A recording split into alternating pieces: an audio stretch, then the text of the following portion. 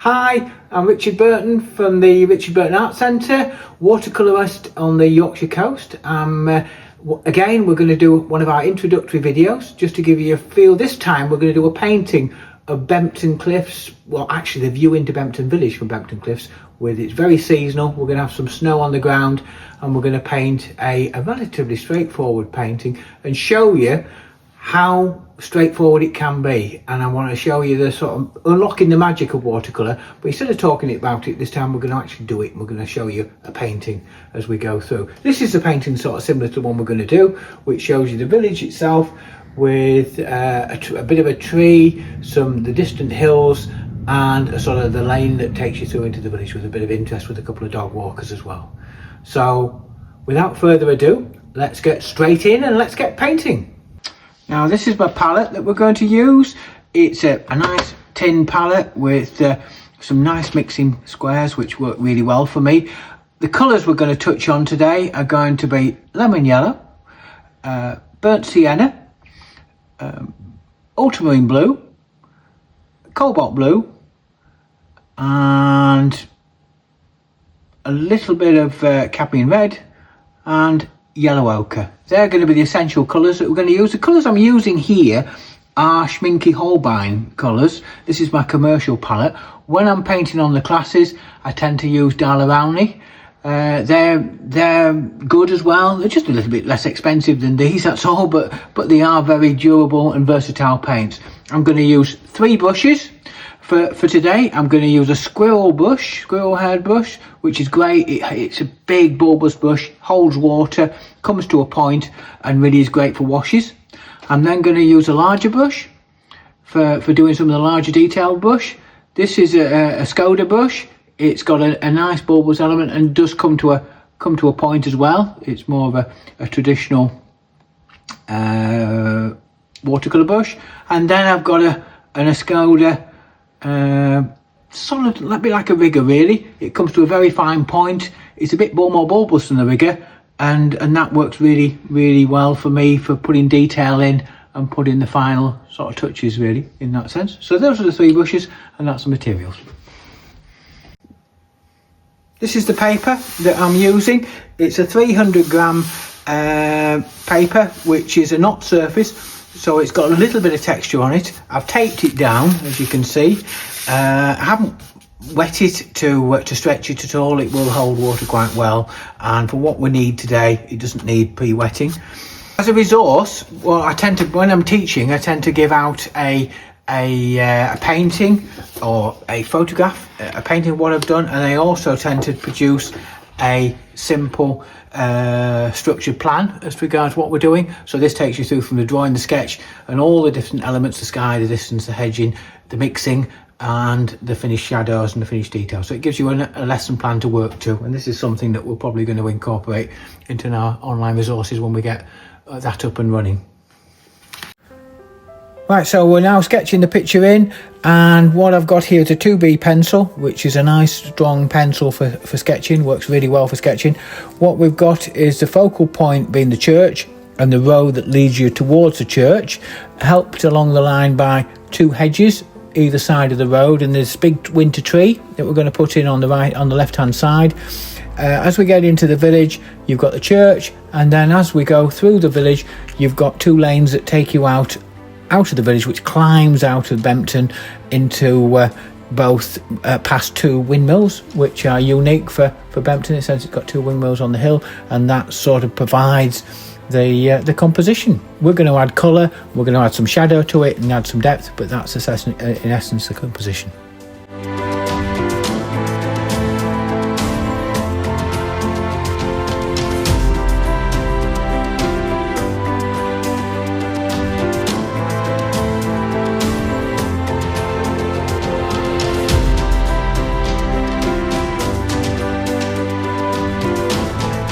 We're starting with the sky. We're just going to mix basically ultramarine and cobalt blue with a touch of light red. I'm going to drop that in onto a dry surface, but I'm going to put it on quite wet so that it's automatically going to get really quite wet. It's going to hopefully granulate as we go. As I bring that down, I'm just weakening it as it comes towards the horizon, taking that out pretty much to a clear fluid. And then once I get to the horizon, I'm going to mix a little bit of raw sienna with a little bit of lemon yellow, and I'm just going to put a bit of warmth on the horizon and just drop that in again all the time while it's damp.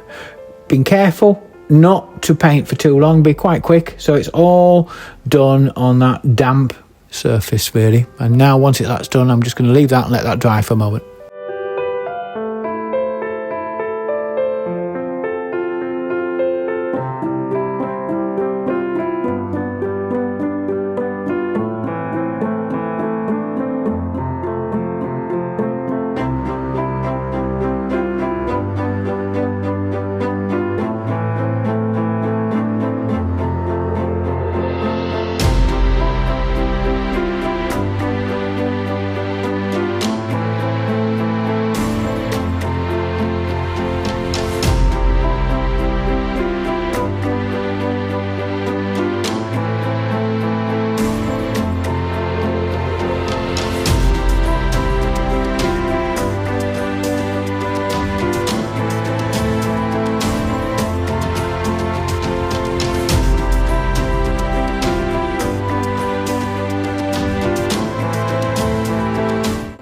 Okay, so we're now going to deal with the landscape element of it, and we're going to start with the distant buildings, and I'm going to mix a cobalt blue and a light red, which will just give me a distant sort of grey, and I'm going to put those distant buildings in, just suggestive really, and I'm going to dance the brush on the surface and put in some of the distant hedgerows and bring those into the village.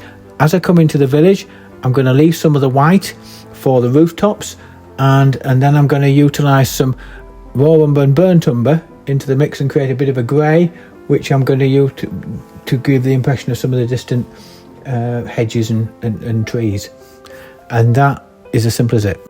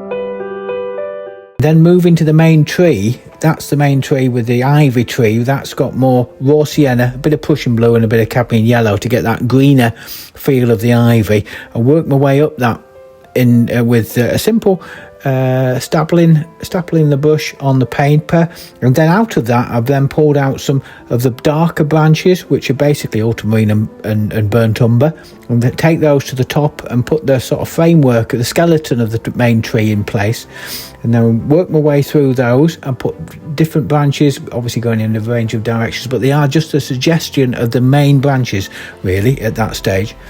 I'm then going to, after we've done that, we're going to drop on using the side of the brush. I'm going to mix the canopy, what I call the canopy of small branches, and that's going to be using cobalt blue and burnt sienna for the small branches. And I'm going to use a very weak wash of that using what I call a dry brush technique. It's where we brush the side of the brush, so you can see the side of the brush actually sort of scraping on the surface of the paper. So we're going to apply that onto the surface on a dry surface, and then using the side of the brush, you're going to catch the surface of the paper and just delicately put that around to give that impression of the canopy of the bushes, of the canopy of the tree rather, and that tends to give quite a nice effect for a winter tree.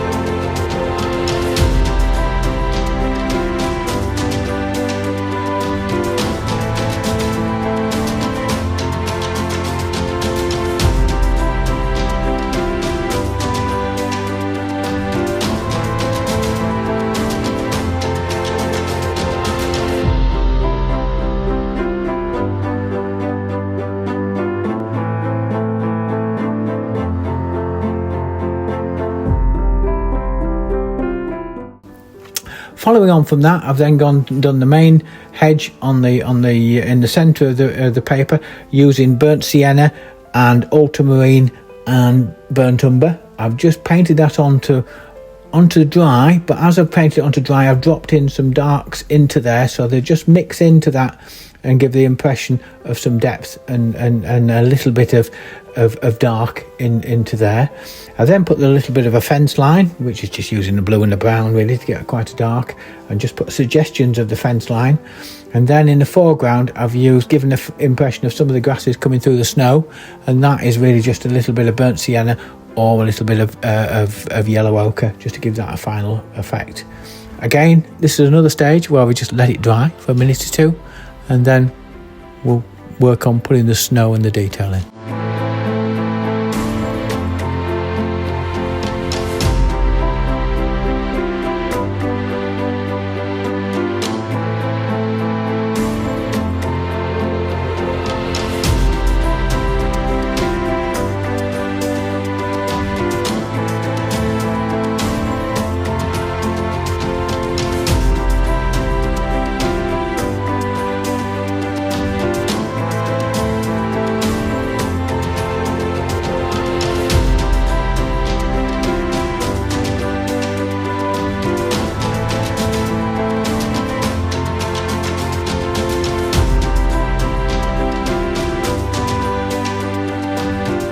So now we get to the point where I'm really wanting to bring the whole thing together. So the key to that is really how I put the snow in, really. And so what I've done here is mix in a weak wash of cobalt blue and burnt sienna. The thing about snow is, what you find is the closer it is to you, the bluer it tends to be, which is probably the opposite of really how you want to sort of convey distance. Often you think of blue being in a distance, but actually there's quite a lot of blue in snow shadows. So what I've done is done a weak wash, and then as they blend together, I've added a little bit of darker washes into that snow as I go. And once the snow's sort of settled it in. It's weaker in the distance, but obviously a bit stronger in the foreground. I've then added some final details. I put the figures in using a little bit of blue and a little bit of yellow for one of them, and then a little bit of dark, and there's obviously a dog by the side of them. I put a little bit more detail in the distance purely by using a blue and a brown, ultramarine blue and burnt umber, as good as anything, just to get a little bit of dark.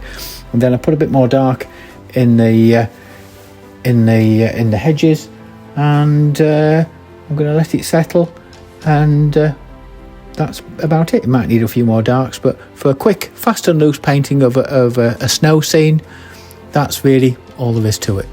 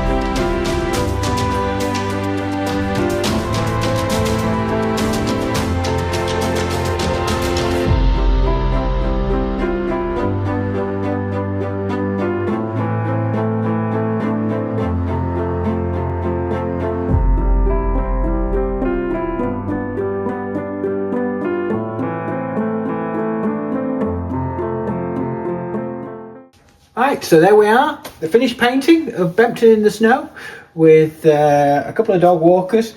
It's a fast and loose style, as you can see, but obviously the key was just to keep it fresh and loose, and hopefully the freshness comes through in the painting. So putting a mount around it gives a little bit of something to show off. So that's a typical example of a really quick painting that we can show you what to do.